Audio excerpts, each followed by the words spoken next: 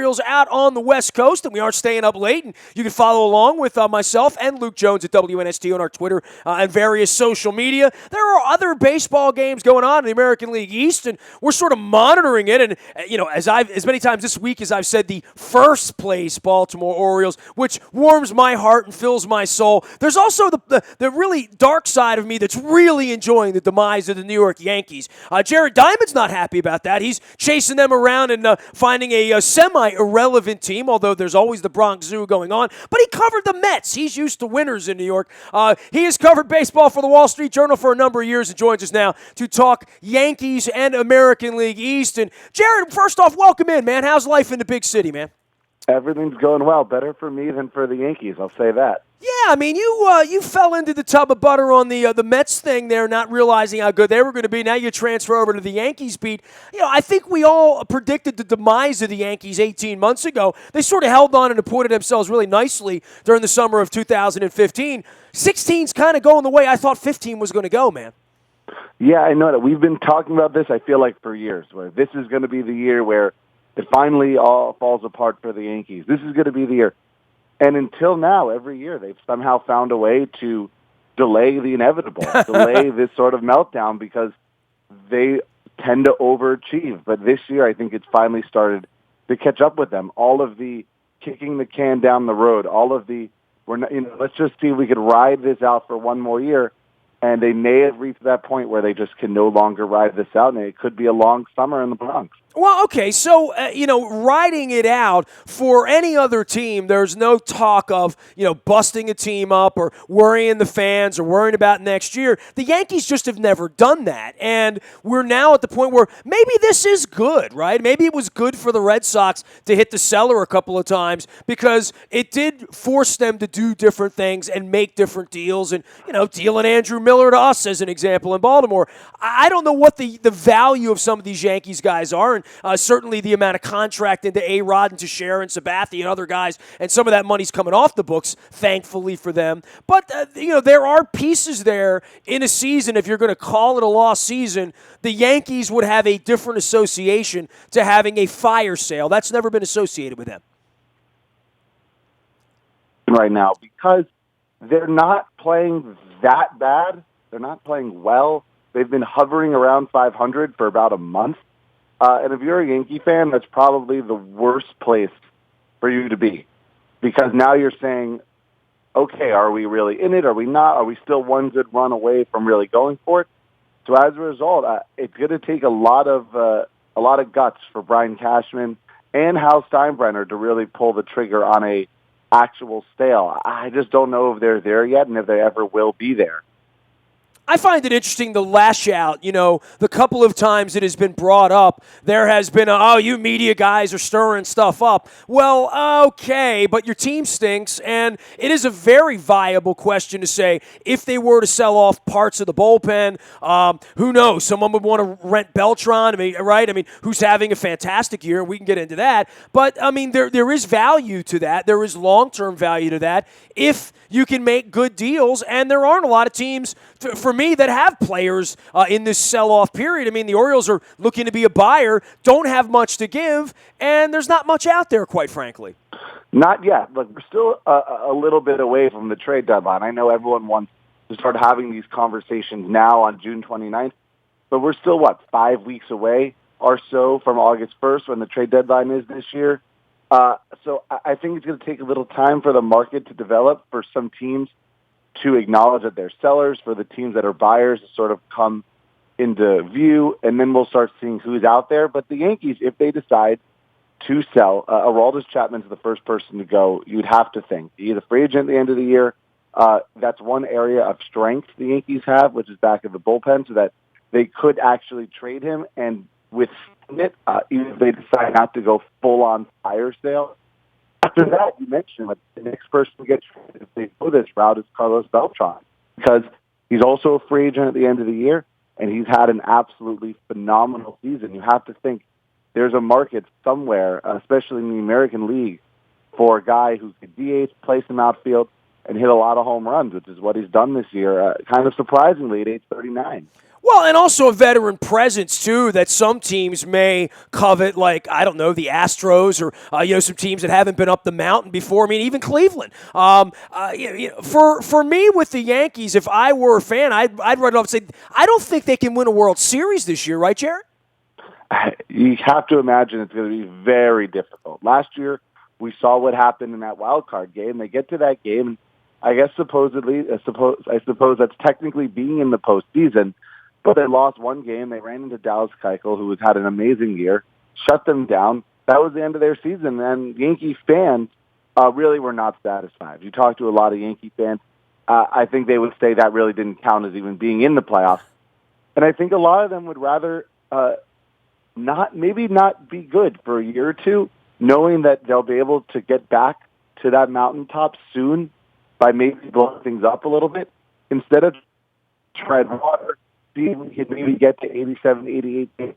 We get to that wild card game and give it our best shot. I'm just not sure that's a viable plan if your goal is to consistently win championships, not just compete for the postseason. Jared Diamond covers all things Yankees for the Wall Street Journal. He lives in New York City and hangs out in the Bronx at Yankee Stadium. You can check him out on Twitter at Jared Diamond. That's Jared. And Diamond, just like the diamonds that he covers. How about that, man? You got a baseball name. Isn't that wonderful? I know. I was just destined from birth. This is what I was meant to do. All right, so for the Orioles, and we're watching them out on the West Coast right now, just hit the cover off the baseball. They've had 17 hits now twice in the last 5 games. They're scoring tons of runs. And for the Orioles, the question is going to be about the pitching. For all these teams, the question has been about the pitching. The pitching's kind of held up. You shocked by where the Orioles are, that they could be double digits above 500 at this point?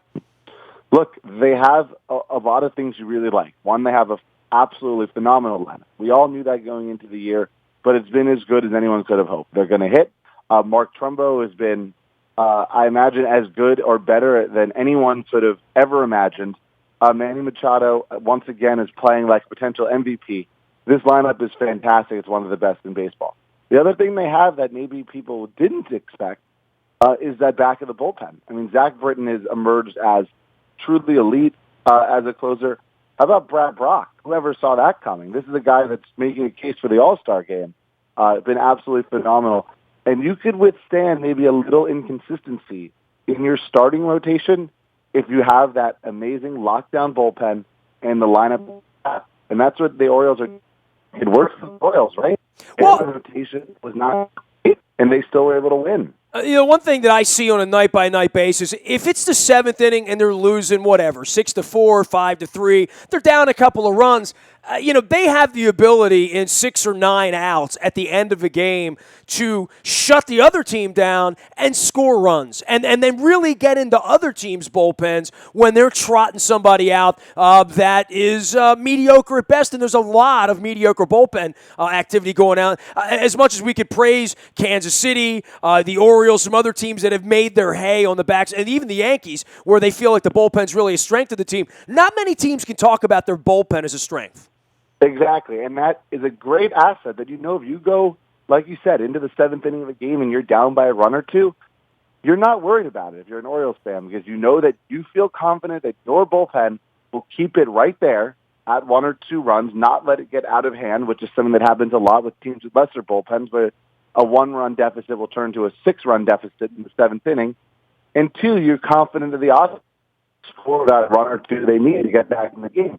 So behind early is not necessarily a death sentence for this Orioles team, and that's a good place to be if you're the team, because it gives them a lot of confidence, and it makes them actually feel like they should be playing and really trying for the full 9 innings. And that's going to come really in handy as they move forward down the stretch to try to close out this division. Yeah, as the Orioles, sort of press on and try to pull away, we're seeing Texas pull away and Cleveland pull away. Part of this is about Boston and Toronto, right? And shortcomings there that they sort of can't get moving either because they can't get any consistency with their pitching. Boston's played very poorly, and it's a bit of a surprise maybe to some people that they've struggled to the extent that they have.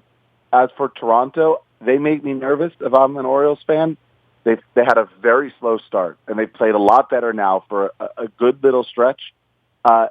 if they were to make another move like they did last trade deadline for a David Price type, which they've shown a willingness to do, that would make me nervous as well. Boston, I don't know. Their rotation's got big problems. It's hard to know if they're going to be able to pull it together. But look, it's not early anymore, but it's not late either. We're not even halfway through the season. A lot's going to happen after the All-Star break. There's going to be moves made.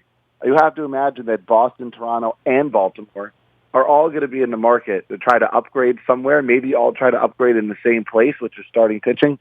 It could be who has the best trade deadline in July ends up winning this division. Yeah, well, when you're up in the Bronx watching the Yankees fizzle the rest of the summer, there will be some drama over in Queens at your old beat, right? Washington sort of feels like they might be backing up here a little bit, not having Strasburg. I mean, everything was rosy for them for the first, 75 days of the season. The road's gotten a little rockier, and here comes Miami, and I don't think the Mets are done. I think as they get healthier, they'll be better later in the summer. Yeah, I think the Mets' biggest issue right now is Miami, not Washington. They're just trying to stay out of third place. They've been kind of flip-flopping between second and third now for a week or a couple weeks. The Mets have problems. Look, they're a good team, but they really are struggling. They've had a lot of trouble hitting. They've had a lot of injuries. Matt Harvey's been nothing short of a disappointment this year. They're dealing with elbow problems for Noah Syndergaard and Steven Matz. The Mets, although they've played okay and they've certainly hung around, everything that could have gone wrong this season has gone wrong. Maybe that's a good thing. Maybe that means things could only improve from here and that they'll turn it around in the second half. But if things continue on this trajectory, they're in big trouble because they've had really everything that could have gone wrong for them has gone wrong. Jared Diamond covering all things Yankees in New York. All right, so this is the last question for you. You know, I did 30 ballparks in 30 days last year. I far prefer Citi Field to Yankee Stadium, and if I got to get on a train, somewhere in Manhattan and go off to a game, I prefer coming out of the train and sitting in that cute little ballpark in Queens. Now that you've spent half a summer going to the Bronx, give me the real lowdown. Like, not just on the teams or the clubhouses or, like, your job, but just, like, going to your job and going to a stadium. Which one do you prefer as a New Yorker? I don't think anyone would deny that Citi Field is better. It's not even really that close. The new Yankee Stadium, even after these years, it's been since 2009, still has not been very well received by the people in New York. It's viewed as very sterile. It lacks the personality, the soul, if you will, of the old place. It's like a Yankee Stadium museum was built, right? It's like they Disney-fied it too much for me. I agree. It does not have that vibe, the old place. And I've been to the old place a lot growing up. And that place, while it was dumb, it wasn't nearly as nice in terms of amenities as the current place. The old stadium had a real heart to it. Maybe it's because they won a lot there, but it's also because the way the fans were, there were a lot more seats. The seats were right on top of the field as opposed to sort of sunken back the way this new place is. Citi Field, meanwhile, has really been a big success, I think, in a lot of people's minds. The concessions there are maybe the best in all of Major League Baseball. It's absolutely phenomenal food across the ballpark. And the fact that the team has finally started to play well, we're starting to see some crowds there, it's nice. Maybe if the Yankees win a few more titles at the new place, we'll feel differently. But at this point, I don't think it's even a contest. Yeah, man. Enjoy the rest of the summer. I'll check back in with you. I'm sure it'll be hot around there the next couple weeks as the trading deadline comes and the Yankees start to fade a little bit. Jared, always appreciate the visits with you, man. We'll be following your journey out at the Wall Street Journal as well as out on Twitter, man. Anytime. Talk soon. You got it. Jared Diamond, that's Jared, Diamond as in, well, the baseball diamond.